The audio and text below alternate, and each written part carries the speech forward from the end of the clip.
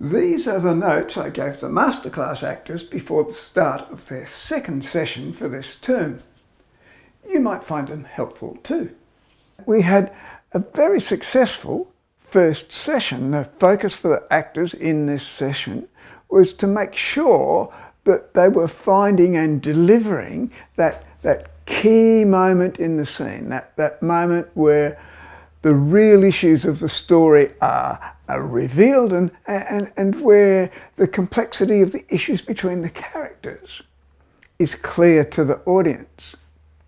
And we learnt a lot through working on delivering those moments, and because those moments need to be appropriately significant for the story, and that therefore that moment can vary in intensities quite significantly, because it depends where the scene is positioned in the episode or in the story, and it also depends on the intensity of the issue between the characters. So there are a number of possible variations, aren't there?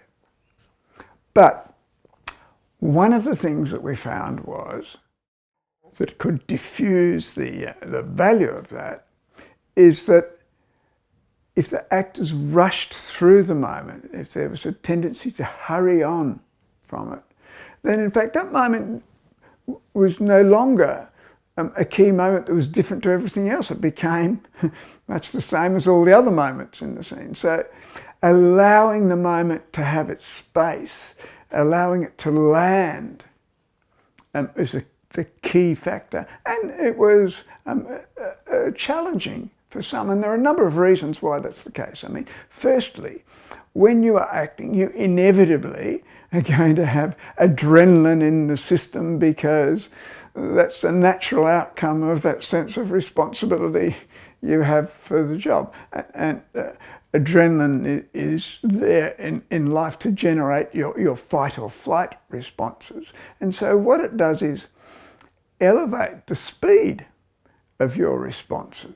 And so consequently, because the wheels are turning quicker, a moment that is that long can feel like it's that long when you've got adrenaline in the system. So you need to train yourself to not let the adrenaline pace take over the moment, and so that you can sit in it and allow it to be a key moment. And you give the audience time to recognise the importance and to see what's been processed so that the story is clear.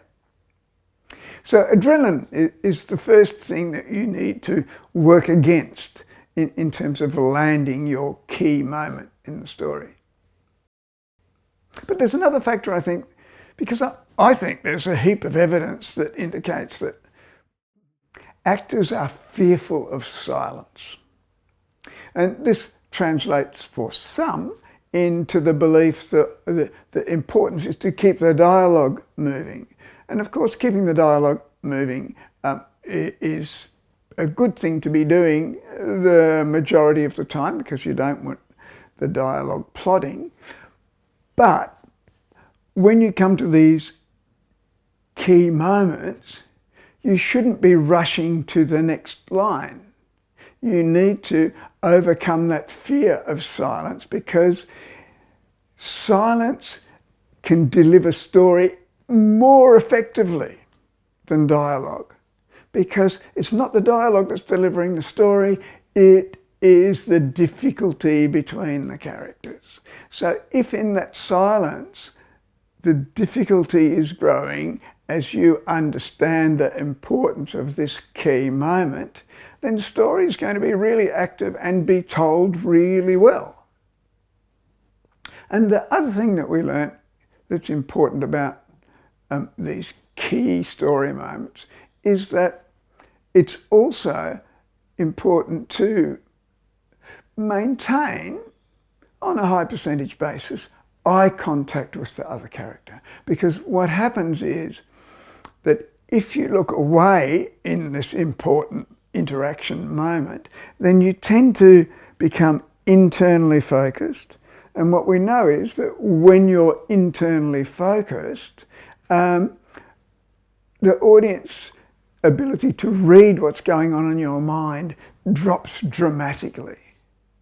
So if you get internally focused, the audience doesn't know what's happening, or that's the most likely outcome.